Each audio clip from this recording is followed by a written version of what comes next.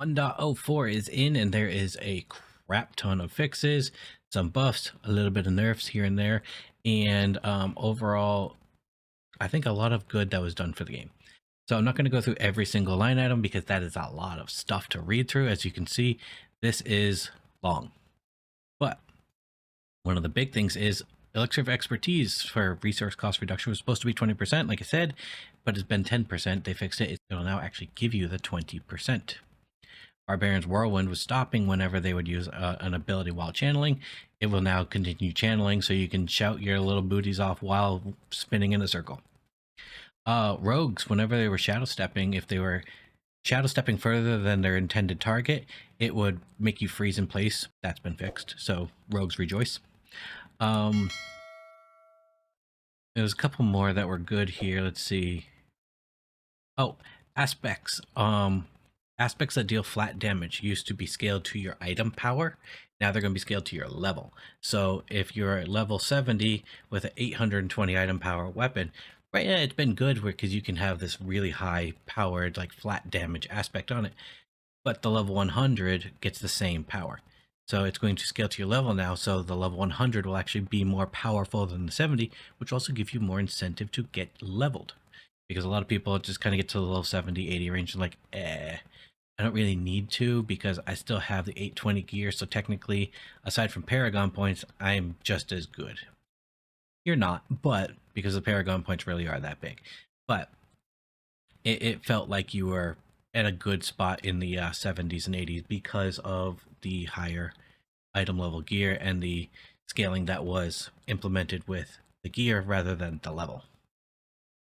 Shadow mages were not dealing the extra shadow damage through the Shadow Blight passive. They now will. So any necromancer out there that's using the shadow mages, you just got a buff. I don't think anyone really noticed that they weren't. I mean, probably some people probably crunched the numbers and noticed that they were not getting the Shadow Blight damage from the shadow mages, but now they properly will. So your shadow mages will be doing significantly more damage. Fix an issue where cheat death would no longer trigger if you died while mounted. I don't have cheat death on Necromancer, so I don't know what that feels like. So they did so for quests and dungeons, they did a lot of just fixes for what looks like the campaign for a lot of items. A lot of the campaign quests were bugging out for people.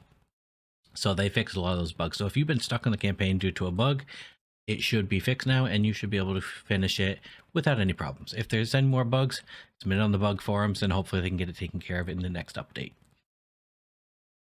For the UI, there is some UI fixes, especially for the console players. Especially, and note one of them is if you were buying platinum on the shop, you would kind of not be able to navigate to the shop after you bought platinum. So that's been fixed. So now you can spend more money on the shop. Don't spend money on the shop, but I guess that's up to you. The weekly cash right here. This one's kind of I've been affected by this one. So the weekly reward cash for defeating the world boss would display as unavailable if there was an active whispers for defeating the boss, even though the cash has already been claimed previously. So that's fixed. So if you kill the world boss, the cash will be available for you now. So that is good. Miscellaneous, there's a bunch of stuff again for some like quests and stuff. Arlo was one of the dudes on the campaign quest.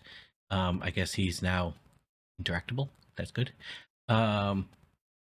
They fixed the cosmetics for the druid, necromancer, and rogue in the fields of hatred, so you can go and buy your cosmetics now. I don't know what the cost is. I know it's like 50,000 or something like that. But not too bad. Fixed an issue where the cost of sturdy saddle used to go up as your character level went up. So it was cheaper to buy on a level 1 than it was on a level 100. So now that has been standardized across the entire level range. Let's see, mount cosmetics were not properly being displayed while you were actively mounted. That's also been fixed. So again, a lot of these are just cosmetic fixes. It's not anything crazy. Various location and interface fixes, stability fixes. Transmogs of sorceresses were getting reset whenever they do any inventory actions. So that's been fixed. Yay. Helltide chests can now drop unique items. This is the biggest item on here. I'm sorry, I have this little AI thing installed here. This is the biggest item, and I've been in Discord with some people, and they just ran the previous Helltide that finished maybe about 30-40 minutes ago, and they got 2 uniques from opening the random chests. So it is in, it's working, and confirmed. So make sure you do the Helltides if there's uniques you're looking for a specific build that you haven't been able to obtain yet.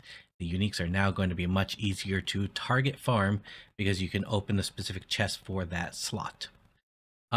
Also, these 3 bosses have had their health pools and damage reduced. To be honest, they all die really fast anyways. And the cap for materials is all the way up to 10,000 instead of 1,000. So that is wonderful, because the amount of times you go anywhere to a vendor and you open and all you hear is your character saying, my inventory is full, or I can't carry anymore. And you're like, my inventory is not full. And then you look and you go, oh, one of my materials is. And they say it every time. So that should hopefully be gone now. So that is all of the patch notes that they put in today. You can read through them yourself. I will put the link to these in the description. So if you want to look at anything more in depth, you can read through them. And yeah, I will see you in the next video. Please like and subscribe.